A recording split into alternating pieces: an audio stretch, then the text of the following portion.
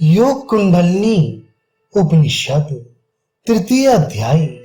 ब्रह्मा जी ने कहा, खिचड़ी का मिलन मंत्र ह्रीं भम सम मम पम सम क्षम है। हे शंकर जी, कृपा करके आप हमें ये बताएं कि साधक के लिए अमावस्या, प्रतिपदा एवं पूर्णमासी का क्या अभिप्राय है।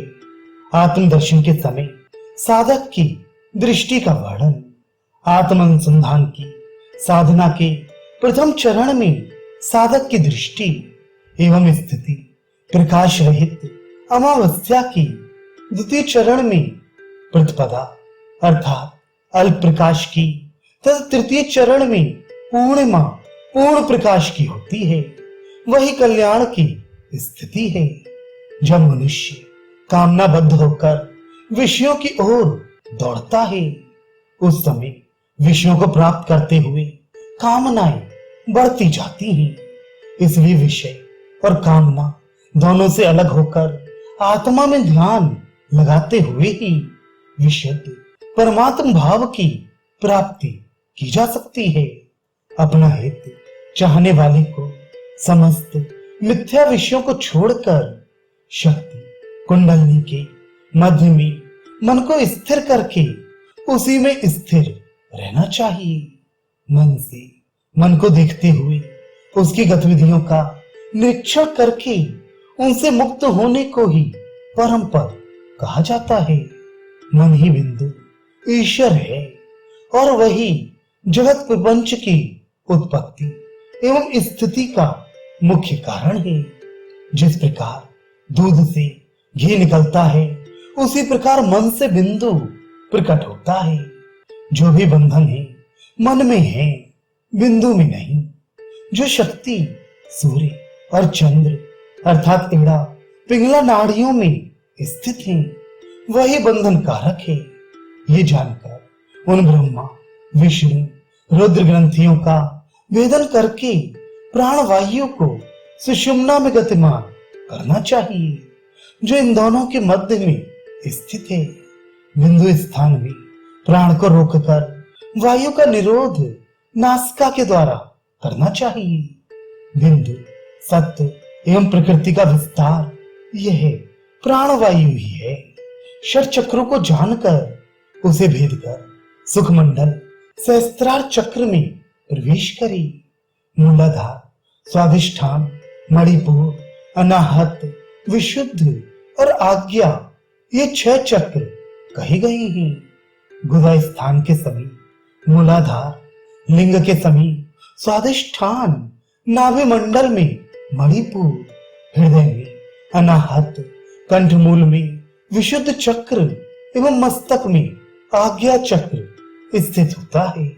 षट चक्रों की जानकारी प्राप्त करके प्राण को आकर्षित करके सुखमंडल अर्थात परमानंददायी सहस्त्रार चक्र में प्रवेश करी और उसे ऊर्ध्वगामी दिशा में नियोजित करी। इस तरह अभ्यसित होकर प्राण ब्रह्मांड में स्थित हो जाता है, अर्थात ब्रह्मांड का ज्ञान हो जाता है। समुचित रूप से चित्त, प्राणवायु, बिंदु एवं चक्र का अभ्यास हो जाने पर योगियों को परमात्मा से एकाकार होकर समाधि अवस्था में पहुंचकर अमृत तत्व की प्राप्ति हो जाती है। जिस तरह लकड़ी में अग्नि है परंतु बिना रगड़े हुए वह प्रज्वलित नहीं होती, उसी प्रकार बिना निरंतर अभ्यास किए हुए योग विद्या का प्रकाश बाहर नहीं आ सकता। जिस प्रकार घड़े के भीतर रखा हुआ दीपक बिना उसका भेदन किए बाहर प्रकाश नहीं दे सकता, ठीक उसी तरह शरीर रूपी घट के भीतर स्थित ब्रह्म रूपी प्रकाश तब तक बाहर नहीं दिखता जब तक गुरुमुख होकर इस शरीर रूपी घट का भेदन नहीं किया जाता। कर्णधार नाभिक रूप गुरु ही इस संसार सागर से पार होने का उपाय है। अपनी श्रेष्ठ वासना अर्थात उच्च आदर्शवादी महत्वाकांक्षा एवं निरंतर अभ्यास के द्वारा अर्जित शक्ति के माध्यम से ही भव सागर को पार किया जा सकता है। शरीर में स्थित वाणी परा रूप में अंकुरित होती, पश्यंती रूप में दो पत्ते होती, मध्यमा में मुकुलित अर्थात खिलती अग्रगामी होती और वैखरी रूप में आकर पूर्ण विकसित प्रकट हो जाती है। इस वाणी का जिस तरह से प्राकट्य होता है उसी क्रम में वह विलीन भी हो जाती है। उस वाणी का ज्ञान देने वाला मैं ही अंतः स्थित परम देव हूं।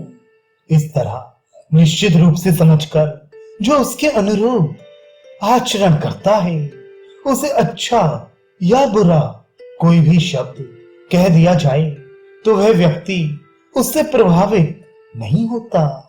विश्व, तेजस तथा प्राज्ञ ये तीन तरह के पिंड कहे गए हैं। विराट, हिरण्यगर्भ तथा ईश्वर, तीन ब्रह्मांड एवं भू, भुवा, स्वहा, किरमंशः ये तीन लोक कहे गए हैं। ये सभी अपनी उपाधियों के समाप्त होने पर पुनः अपनी पूर्व स्थिति में वापस आ जाती हैं। ज्ञान रूपी अग्नि में तप्त होकर अपने कारणों के मूल स्वरूप में विलीन हो जाती हैं। यह जीव परमात्मा से एकाकार होकर परम अगाध गंभीर ब्रह्म स्वरूप हो जाता है। उस समय इसका ऐसा रूप होता है जिसको ना तो प्रकाश कहा जा सकता है न अंधकार ही कहा जा सकता है। उस समय एकमात्र नाम रहित सत्स्वरूप अव्यक्त तत्व ही शेष रह जाता है।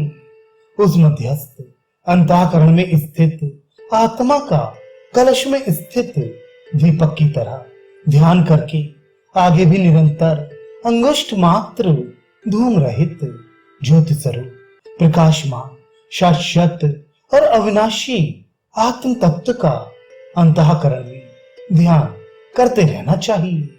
मूलतः आत्मविज्ञान विशिष्ट ज्ञान रूप होता है, परंतु शरीर प्राप्त होने पर वह माया के वशीभूत होकर जागृत, स्वप्न, सुषुप्त अवस्थाओं को प्राप्त हो जाता है और उसी माया में मोहित हो जाता है।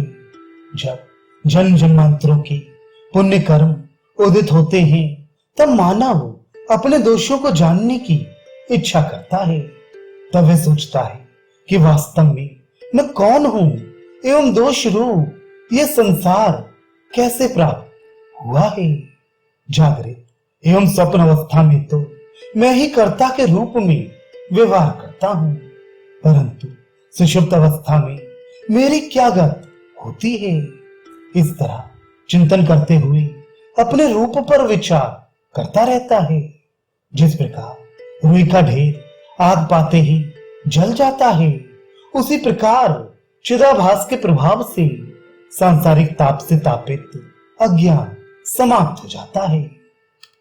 इस तरह सांसारिक बोध के समाप्त होने पर पृथक आत्मा, शुद्ध आत्मा प्रकाशित हो जाता है तथा उससे विज्ञान अर्थात संसार का विशेष ज्ञान भी नष्ट हो जाता है।